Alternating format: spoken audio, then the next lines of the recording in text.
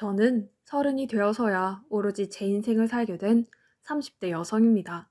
인도 속담에 잘못한 기차가 목적지에 데려다 준다는 말이 있다더군요. 저는 인도에는 가본 적도 없는 사람이지만 그 속담만큼은 믿어보고 싶어요. 제 인생과 너무 닮은 얘기라서요. 사람이 세상에 태어났다는 건 부모가 있다는 증거입니다. 그런데 저에게는 부모가 없어요. 저를 키우기 힘들었는지 아니면 실수로 저를 잃어버렸는지 그것도 아니라면 저만 남겨둔 채 세상을 떠나셨는지 그 이유는 알 수 없지만요. 제가 춘천에 있는 여관에 오게 된 것은 88 올림픽이 한창이던 9월 27일입니다. 보육원 원장님과 선생님들이 모여서 유도 대결을 보는 중이었습니다. 그때 대문 밖에서 아이 울음소리가 들렸고 원장님과 선생님들은 밖으로 달려 나왔다고 합니다. 눈앞에는 포대기에 둘둘 말린 갓난 아기가 있었어요. 바로 저입니다. 이름도 나이도 태어난 날짜도 그 어느 것도 남겨져 있지 않았다고 합니다. 하는 수 없이 원장님께서는 제가 보육원에 들어온 그날을 제 생일로 만들어 주셨어요. 그렇게 제 생일은 1988년 9월 27일이 됐어요. 그날 이후 저는 쭉 그곳에서 자랐어요. 몇 번 입양을 갈 뻔했지만 이상하게 일이 잘 안 풀려서 매번 입양은 불발이 되고 말았어요. 결국 저는 보육원의 터줏대감이 되었어요. 정붙이고 살면 다 고향이라고들 하지만 그건 시설에서 살아보지 않았을 때 얘기입니다. 모든 시설 관계자들이 그런 건 아니겠지만 제가 자란 보육원의 원장님과 선생님들은 그리 좋은 분들만은 아니었어요. 적당한 거리를 두고 법의 테두리만 넘지 않는 선에서 우리를 보살펴 주었거든요. 그래도 이런 공간에서라도 살 수 있는 게 얼마나 다행이었는지 몰라요. 적어도 굶지 않고 학교는 다닐 수 있었으니까요. 비록 사교육을 받을 수 없는 보육원에서 자랐지만 저는 공부를 꽤 잘했어요. 고등학교 때까지는 전교 10등 안에 들었어요. 하지만 대학은 꿈도 꿀 수 없었어요. 저 같은 아이에게 대학은 사치니까요. 제 또래 아이들이 연애나 대입 등의 문제를 걱정할 때 저는 보육원을 나가게 되면 당장 어디서 살아야 하나 생계를 걱정해야 했으니까요. 시설에 사는 아이들은 만 18세가 되면 시설을 나가야 했거든요. 저 역시 그랬고요. 당장 살 곳을 찾는 것부터 안담했어요. 퇴소할 때 받을 수 있는 돈은 고작 500만 원 뿐인데 그걸로 집을 구하고 먹고 입고 생활비까지 다 충당해야 하거든요. 500만 원이 크다면 큰 돈이지만 한 사람이 사회로 나가기 위해 필요한 준비 자금으로는 턱없이 부족한 돈이기도 했어요. 그래서 퇴소를 하기 전에 살 집과 일자리를 먼저 구해놨습니다. 시설에 사는 아이들은 만 18세가 다가오면 모두 이런 현실적인 문제에 마주하게 됩니다. 그리고 그건 저에게 해당되는 일이었고요. 어김없이 저에게도 퇴소 날짜가 다가왔어요. 한 달 뒤면 19년간 살아온 시설을 나가야 했어요. 그 무렵부터 저는 매일 밤 악몽에 시달렸어요.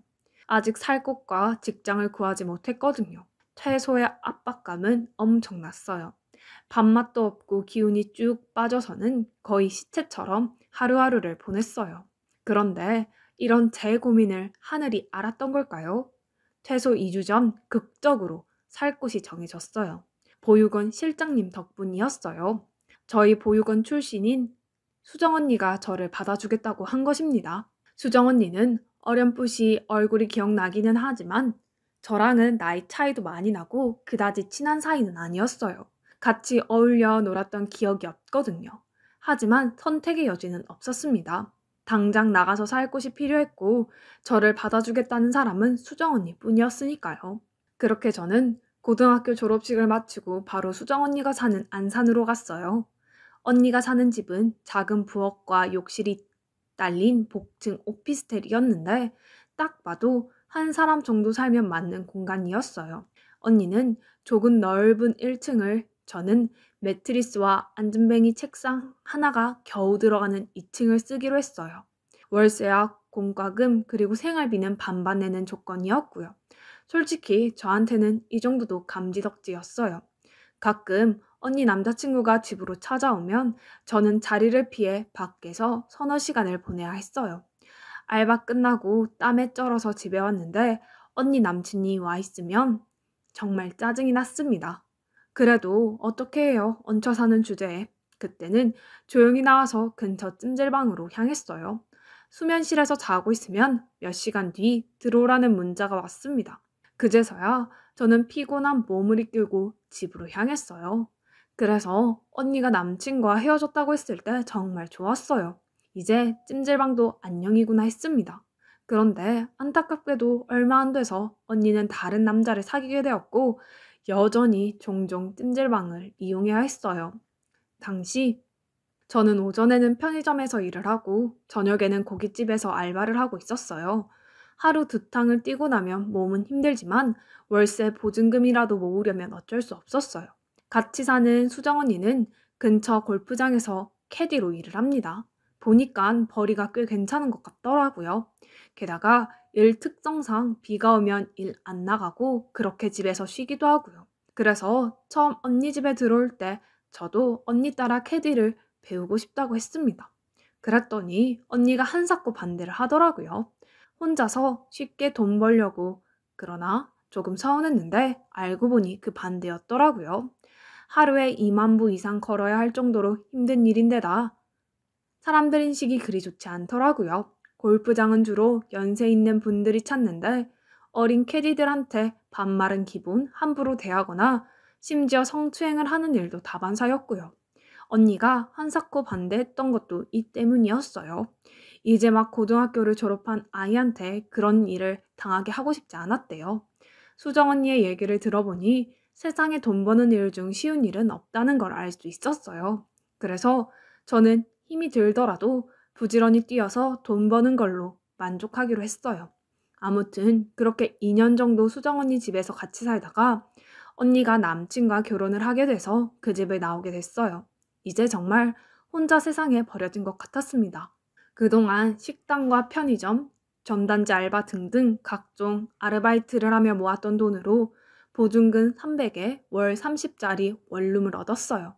월 30, 얼마 안 되는 돈 같겠지만 저 같은 하루살이한테 엄청나게 압박이 되는 돈이었습니다.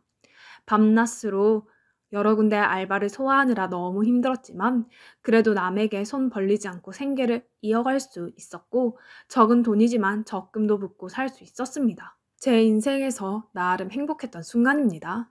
하지만 신은 장난꾸러기라서 인간의 행복을 가만히 보고 있지 못한다더군요. 그러던 어느 날이었어요. 지친 몸으로 늦은 퇴근길에 나섰고 인적 드문 사거리쯤 왔을 때 건널목을 건너다 뺑소니 사고를 당했어요. 캄캄한 밤 순식간에 달려와 절치고 간 거라서 저는 차량에 대해 아무것도 기억이 나지 않았어요. CCTV는 물론 목격자도 없었습니다. 그렇게 저는 병원 신세를 져야 했어요.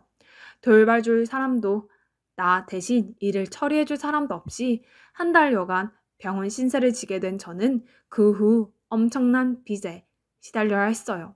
뺑소니였기에 병원비를 고스란히 떠안아야 했거든요. 그뿐인가요? 이번 기간 동안 일을 쉬었으니 수입은 제로였고 다달이 월세며 각종 세금은 따박따박 나가야 했으니까요. 결국 저는 대부업체에서 대출을 받아 병원비를 정리했어요. 그걸로 모자라서 결국 월세방 보증금까지 헐어먹게 됐어요. 할 수 없이 저는 퇴원을 했습니다.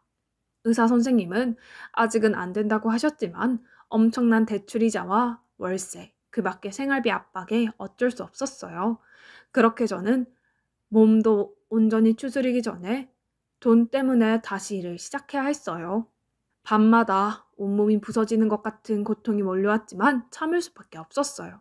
대부업체로부터 불법 추심을 당해보면 육신의 고통은 끔찍한 시달림에 비해 아무것도 아니란 걸 알 수 있었거든요. 결국 저는 일을 늘리고 지출을 막아야 했어요.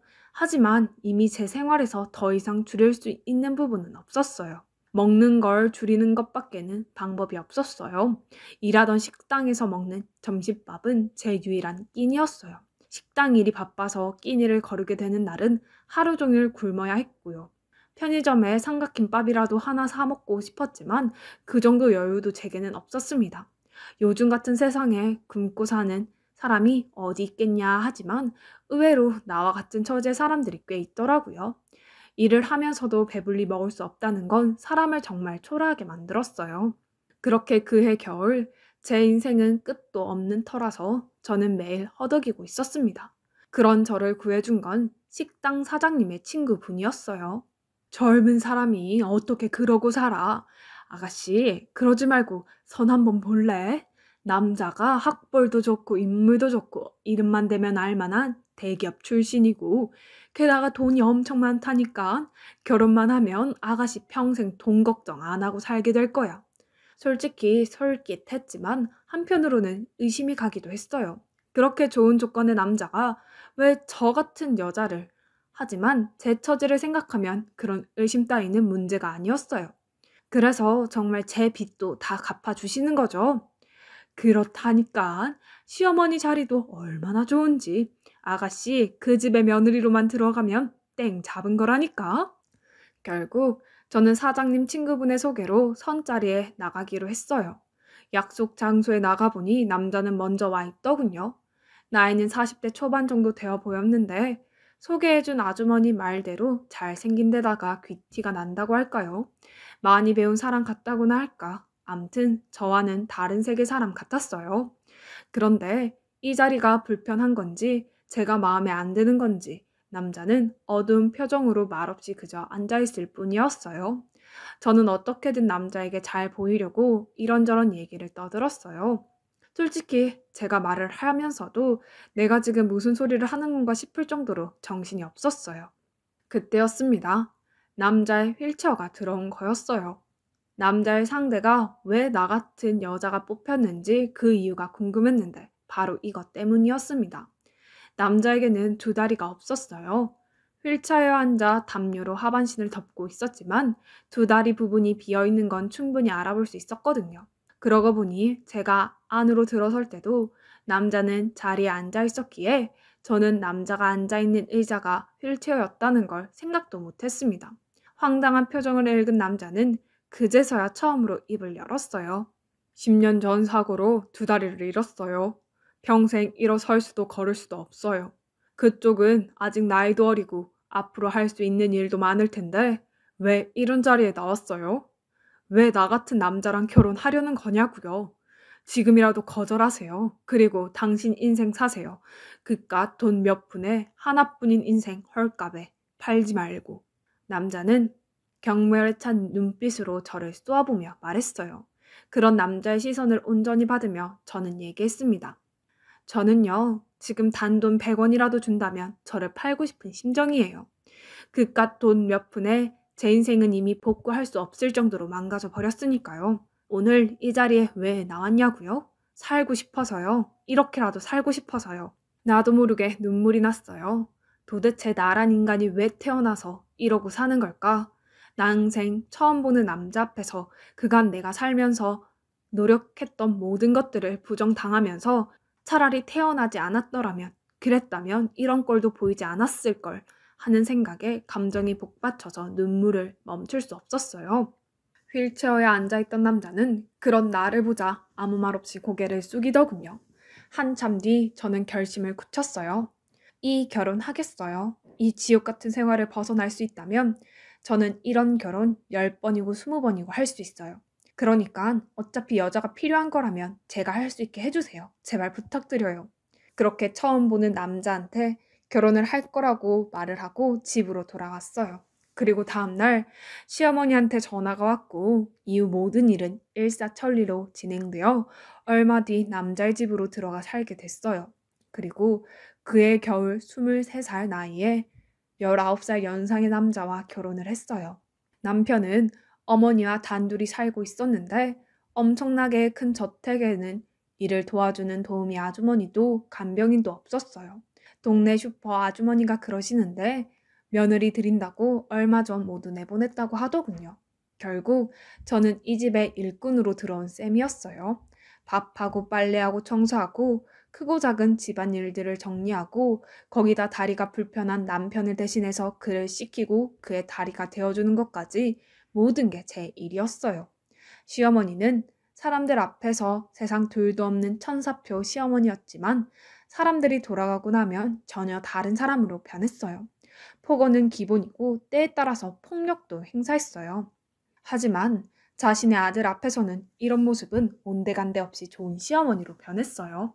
시어머니의 폭언과 폭력은 주로 남편이 올 수 없는 지하 창고나 주차장에서 벌어졌으니까요. 하지만 저는 이런 사실을 남편한테 알릴 수 없었어요. 왜냐하면 결혼 전 시어머니 앞에서 각서를 썼거든요. 어머니와의 사이에서 일어난 일들은 단 한마디도 남편한테 하지 않겠다고요. 약속을 어겼다가는 그날로 결혼 전에 받은 돈의 3배를 물어내고 집을 떠나기로요. 남편은 좋은 사람이었어요.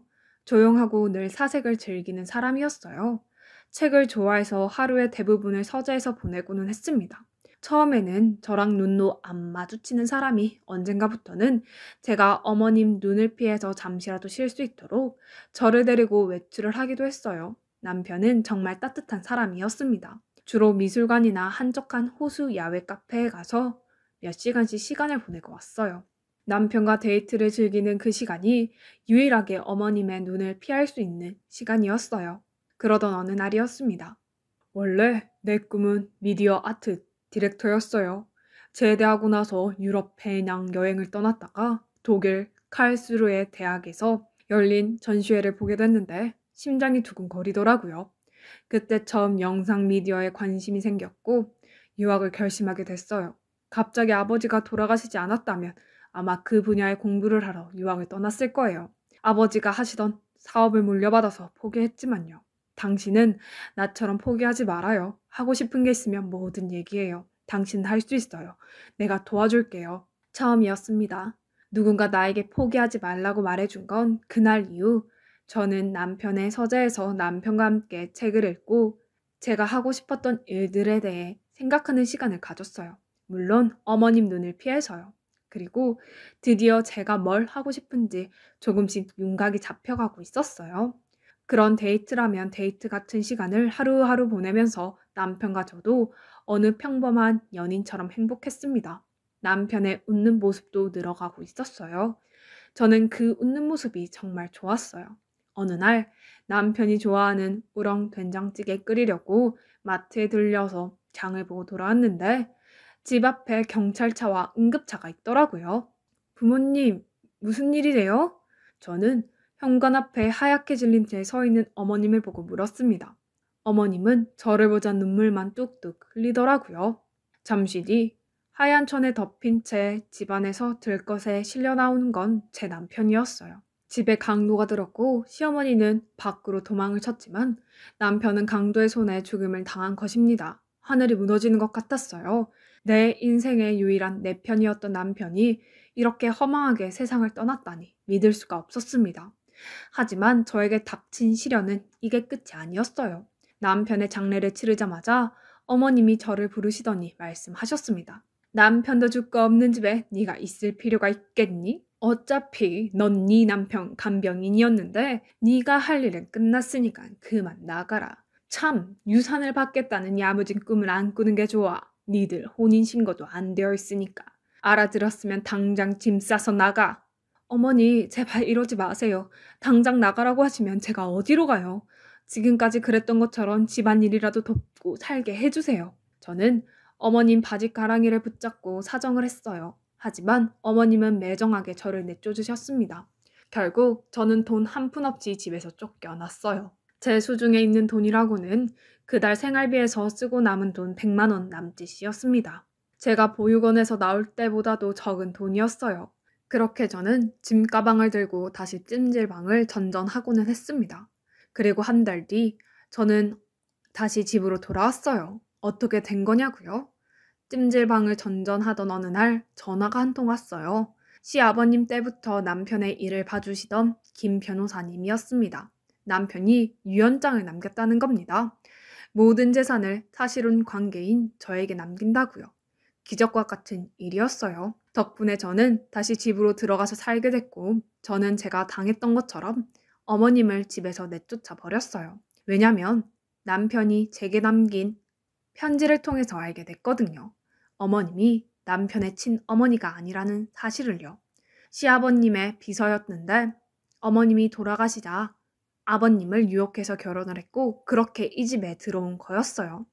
그런데 야속하게도 결혼하고 바로 아버님이 돌아가셨고 이전에 만들어 놓은 유언장에 어머니 얘기는 없었던 관계로 모든 재산은 유일한 혈육인 아들에게 남긴다던 아버님의 유언대로 남편에게 간 것이었습니다. 어머님과 사이가 안 좋았던 남편은 어머님을 내쫓으려 했지만 그때 교통사고로 하반신을 다치면서 그냥 함께 살게 된 거였고요.